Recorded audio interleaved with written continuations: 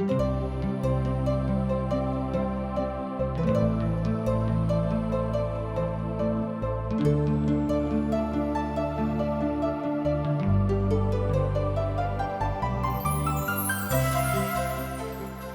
दिन मनुखा के जीवन पापा के कारणे नाना प्रकार के चिंता, दुख आ अशांति में पड़ क नीक राह सँ भटक गेला अछि।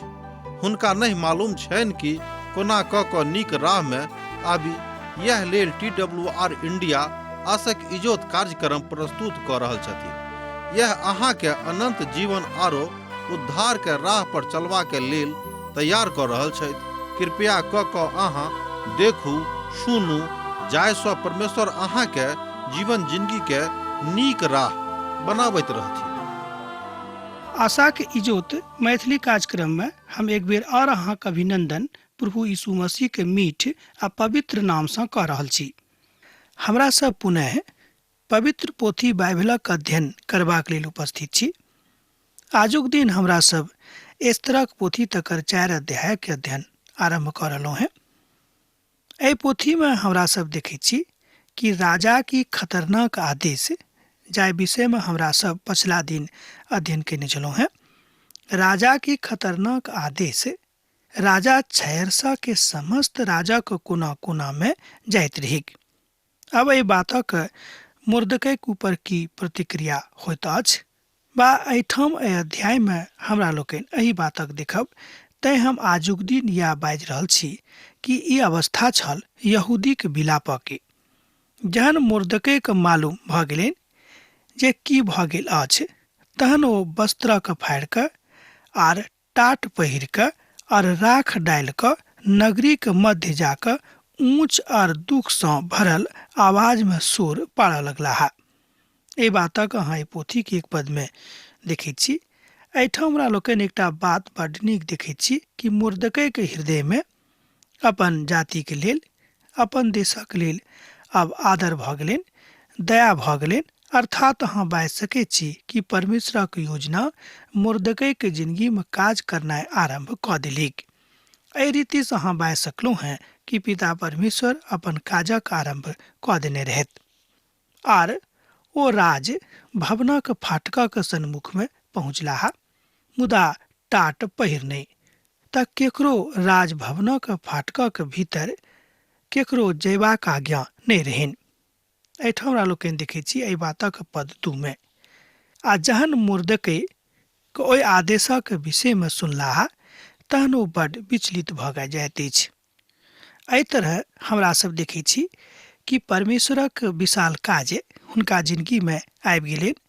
एहि तरह ओ तकलीफ में तो पड़ल छथि, मुदा हुनका जिंदगी में महानता के साथ एहि रीति से एहि बातक समग्र रूपे हमरा लोकनि मानि सकैत छी। श्रोता मित्र, यह बात आजुक दिन हमरा सब गोटे के सुनबाक अछि। ई यहूदी परंपरा छल। ओहि काल में दुख व्यक्त करबाक लेल एहि रीति से लोक अपन दुखक अभिव्यक्त करैत रहथिन। ओहि काल में छैरस राज में 15 मिलियन यहूदी सब रहैत छलाह। अर्थात अहाँ बाजि सकैत छी कि हुनक संख्या बहुत रहनि। अर्थात ओ सब लगभग 1.5 लाख लोग सब छलाह। तहन अहाँ बाजि सकैत छी कि मुदा ओ सब एक ठाम ने, मुदा छितरा क हुनक राज में सब ठाम रहैत रहथि। जेना हमरा लोकनि आरंभे से एहि अध्याय में सुनि रहल छी कि हुनका सभक राज बहुत ठाम रहनि। जेना हमरा लोकनि आरंभ में एहि पोथी में सुनलहुँ हैं कि हुनक राज लगभग 127 देश में रहनि। अर्थात एहि रीति से हमरा लोकनि देखै छी कि जतेक बात मुर्दकै के जिंदगी में आबि गेल रहेक, ओ सबटा बातक अंदाजा एहिठाम लागैत अछि। आर एक एक क क ओ सबटा बातक एहिठाम बुझैत रहथि। एस्तर के पोथी तकर 4 अध्याय आ तकर 3 पद में अहाँ एहि रीति से देख सकैत छी। आर एक एक बात का अहाँ एहि रीति से बुझि सकैत छी। एहिठाम यहूदी सब अब विलाप करनाइ आरंभ क देलथि आ ओ सब उपवास करनाइ सेहो आरंभ क देलखिन। हम तऽ यह कहब कि हुनका सभक जिंदगी में नीक काज भ गेलनि, कियाक तऽ ओ सब पुनः परमेश्वरक सन्मुख में आबैत छथि। ई काज हुनका सभक बहुत पहिनहिए करबाक चाही। पिता परमेश्वर सँ जहिया कहियो हमरा सब अलग भऽ जाइत छी, हमरा सभक प्रार्थनाक जिंदगी कमजोर भऽ जाइत अछि, हमरा सब एहि बातक एहिठाम देख सकैत छी। हम अहाँक यह बाजि सकलहुँ हैं, या अहाँक हम बाजि सकैत छी कि हमरा सभक प्रार्थनाक जिंदगीसँ स्वयंके कहियो फरक नहि करबाक अछि। यशायाके भविष्यवाणी जँ अहाँ देखबै तऽ ओतौ यह बातक ओ कहैत छथिन, अर्थात यशाया भविष्यवाणी करैत एहि बातक कहैत छथि जे इसराइलीक बाचाके भूमि पर घुरि कऽ अयबाक आदेश भेटतैक आर ओ सब घुरि कऽ औताहा। हमरा सब एहि बातक देखलहुँ हैं, कियाक तऽ ओ सब पुनः बेबीलोनो के बंधुआई के बाद जेरूशलेम घुरि कऽ आबैत छथि, जहन हुनका सभक ओतऽ 70 बरख रहऽ पड़लनि। एहि बातक हमरा लोकनि देखैत छी पवित्र पोथीमे। परम्परासँ जँ हम कोनो बातक लऽ कऽ चलि रहल छी तऽ हम ई नहि कहैत छी कि अहाँ अपन परम्पराके छोड़ि दियौक, मुदा जँ अहाँ देखैत छी कि अहाँक परम्परा परमेश्वरक महिमा नहि दैत अछि, जे अहाँक सृष्टिकर्ता छथि, जे अहाँक बनौनिहार छथि, जे अहाँक बनौने छथि, तऽ ई उचित गप नहि भेल। मुर्दकैके राजाक आदेश आर तकर गंभीरताके विषयमे जानकारी नहि रहनि, तैँ ओ अपन वस्त्रक फाड़ि कऽ आर राख डालि कऽ अपन दुखक इजहार करैत रहथि। एहि तरह हमरा लोकनि देखैत छी हुनका सभक मोनमे आबि गेलनि कि आब तऽ हमरा सब नाश भऽ जायब, तैँ हुनका सब अपन प्राणक भयसँ आब उपवास और प्रार्थना शुरू कऽ देने रहथि। अर्थात समस्त यहूदी आदेशक गंभीरताके विषयमे जानकारी राखैत छलाह, अर्थात संपूर्ण राज्यमे, संपूर्ण देशमे जतऽ जतऽ यहूदी जातिके लोक रहैत छलखिन, हुनका सभक ई मालूम भऽ गेलनि कि हमरा सभक संगे आब की हुअवला अछि। तकरा बाद हमरा सब मुर्दकैके योजनाके विषयमे देखैत छी, आर एस्तर रानीके सहेली आर खोजा सब जाकऽ ओहि बातक पता देलनि, अर्थात एना कि हुनका बता देलनि। तहन रानी शोकसँ भरि गेली आर मुर्दकैके लग वस्त्रक पठा कऽ ई समाद पठौली जे टाट उतारि कऽ एहि वस्त्रक पहिर लिअ, मुदा ओ तकरा नहि करलखिन। एहि तरह हमरा लोकनि एहि बातक एहिठाम 4 पदमे देख सकलहुँ हैं। हुनका एहि बातक पूर्ण गंभीरता नहि रहनि, अर्थात महारानीके मात्र एतबे समाद भेटलनि कि मुर्दकै टाट पहिरने छथि, अपना ऊपर राख धऽ देने छथि आ खूब जोर जोरसँ विलाप कऽ रहल छथि। तहन हुनका मालूम रहनि, कियाक तो जानैत छली जे हमर जातिमे जँ कोनो तरहक दुखद समाद आबैत अछि तऽ एही रीतिसँ हमरा सब दुख व्यक्त करैत छी। ई समाद पठेलाके बाद ओ एहिठाम आबि गेली, अर्थात अहाँ बाजि सकैत छी कि जहन मुर्दकै हुनक पठावल वस्त्रक नहि पहिरलथि आ घुरा देलनि, ई बातक समाद सेहो महारानीके मिलैत छनि, मुदा मुर्दकै बड कठिन परिस्थितिमे पड़ि गेल छलाह। मुदा महारानी एस्तरक समादमे एकटा याचना छल। एहिठाम हमरा लोकनि देखैत छी कि जतेक गतिविधि अर्थात धार्मिक गतिविधि मनुखक लग अछि, जँ ओ गतिविधि हुनका पापक दिस लऽ जाइत अछि तहन ई ठीक नहि लागैत अछि, कियाक तऽ पवित्र पोथी बाइबिल कहैत अछि जे पापक फैला रहल अछि, अर्थात तकरा दिस अहाँ नहि जाउ, कियाक तऽ पवित्र पोथी बाइबिल बड स्पष्टताके साथ एहि बातक आदेश दैत अछि कि पापक फल तऽ मृत्यु थिक। एहि बातक हमरा लोकनि पवित्र पोथीमे देखैत छी। बहुत रीतिसँ अंगीकार कयल जा सकैत छै आर ओ पाप करैत अछि। वस्त्र फाड़ि कऽ केओ ई बातक साबित नहि कऽ सकैत छथि जे ओ पाप नहि कयने रहथि। हम तऽ इएह कहब वा इएह बाजब जे मनुख अहाँक लग कतऽ वा कोना कऽ आबैत छथि, मुदा अहाँ हुनका साथमे हुनका संगे कोन तरहक व्यवहार करैत छियनि। हुनक शायद विचार रहनि जे पापक स्वरूपक बदलल जा सकैत छै। ध्यान दियौक, हुनक शायद विचार ई रहनि जे पापक स्वरूपक बदलल जा सकैत छै। एहिठाम हमरा लोकनि देखैत छी कि निकोदिमुस एक यहूदी शासक छलाह, मुदा प्रभु यीशु मसीह कहलनि जाबे धरि केओ पुनः दोसर बेर जन्म नहि लेत ओ परमेश्वरक राज्यमे प्रवेश नहि पाबि सकैत छथि। एहि बातक हमरा लोकनि अध्ययन कऽ चुकलहुँ हैं।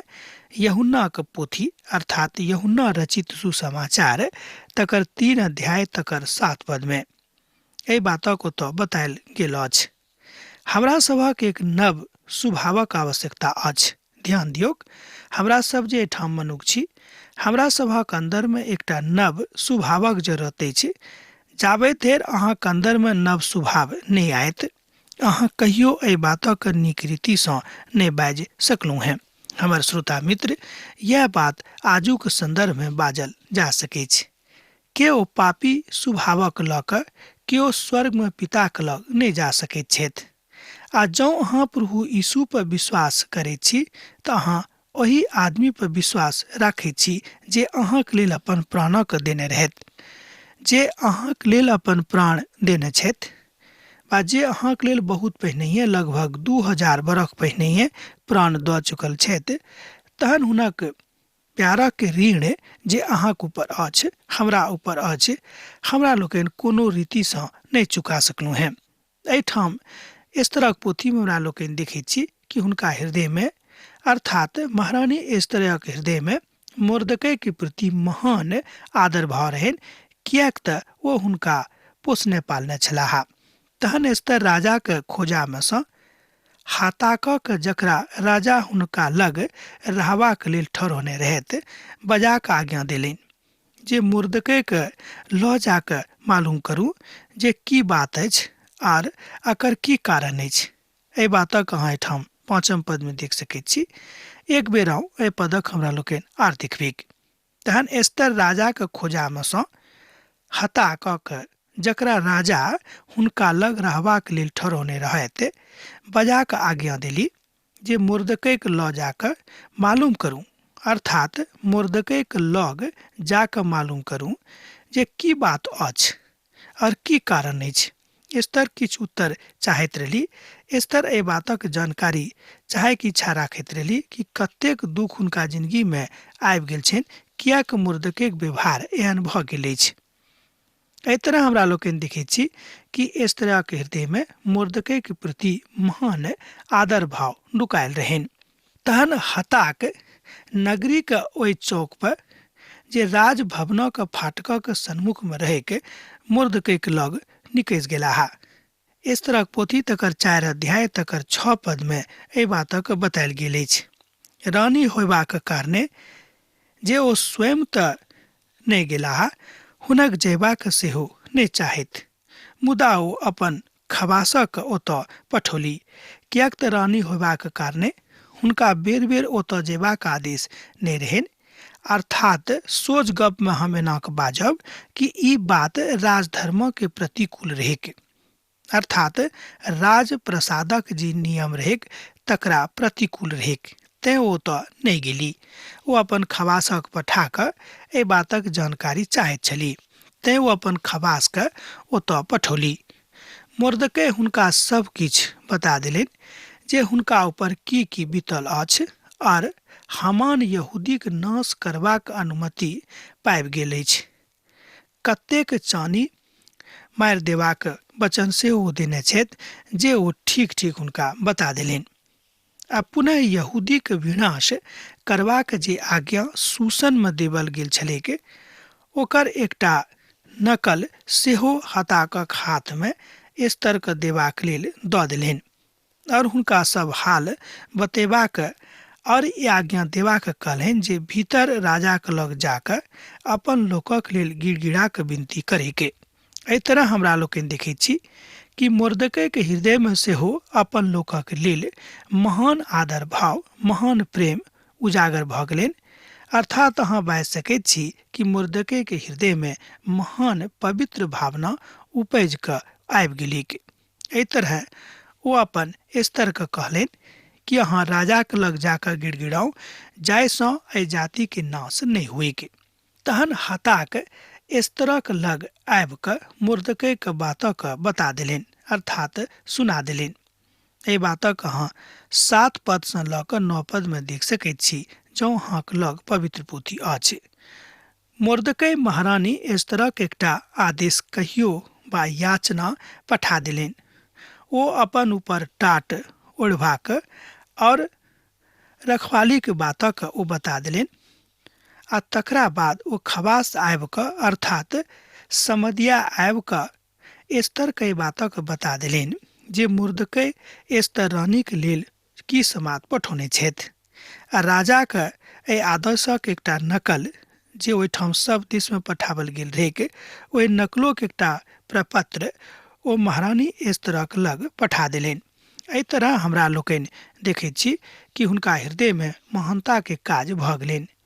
तहन एस्तर हता क के मुर्दकै सँ ई बाजि क आज्ञा देलनि।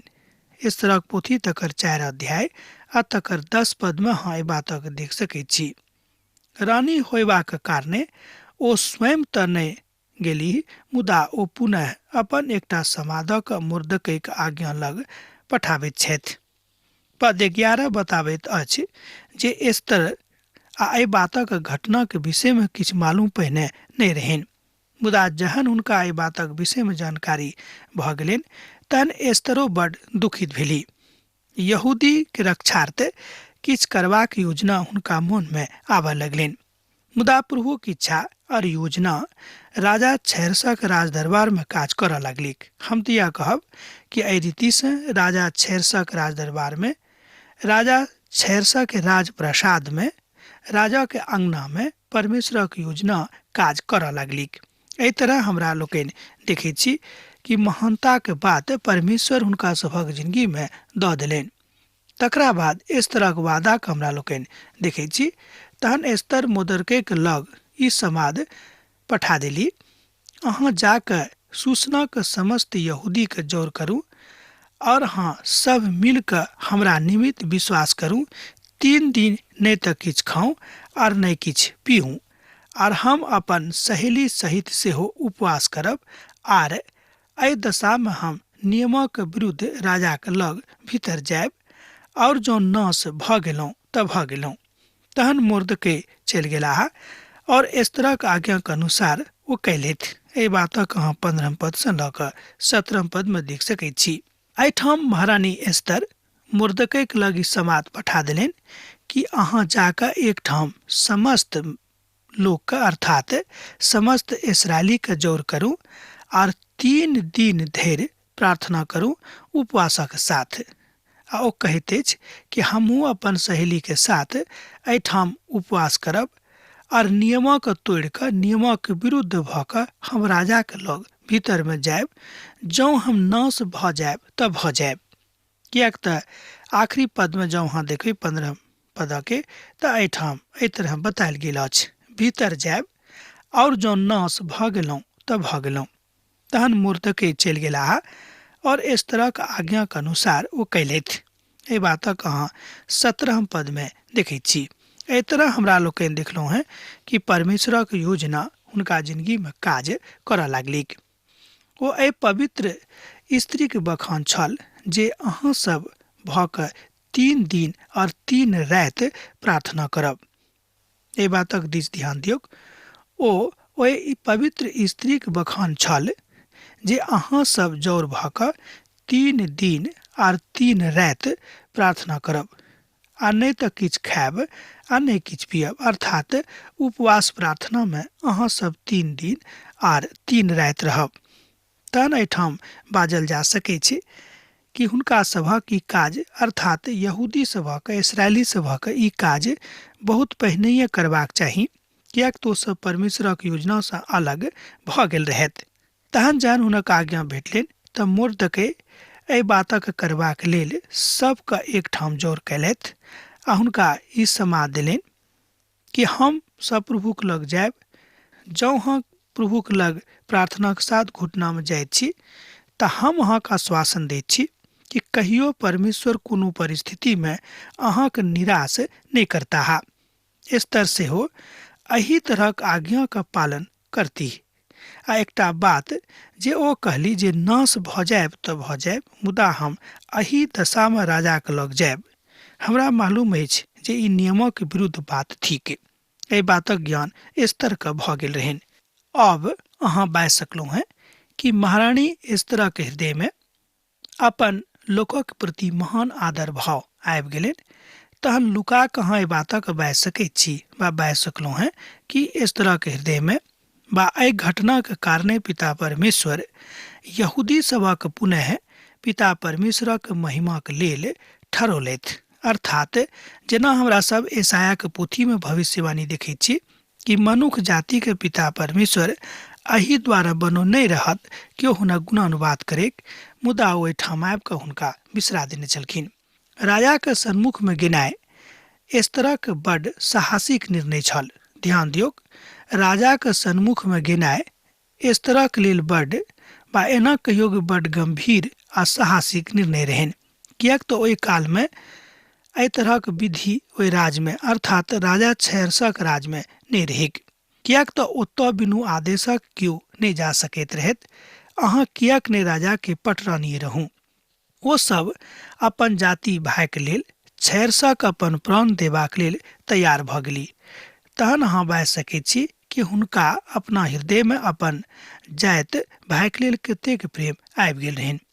हम पुनः अहाँ से कहब जाय एहिठाम जे हमरा सब जाति भाइक नाम लऽ रहल छी, एहि बातक अहाँ कनेक दोसर दृष्टिकोण से नहीं देखबेक, कियाक तऽ बहुत बेर हमरा सब एहि बातक एहि परिप्रेक्ष्य में लऽ लैत छी।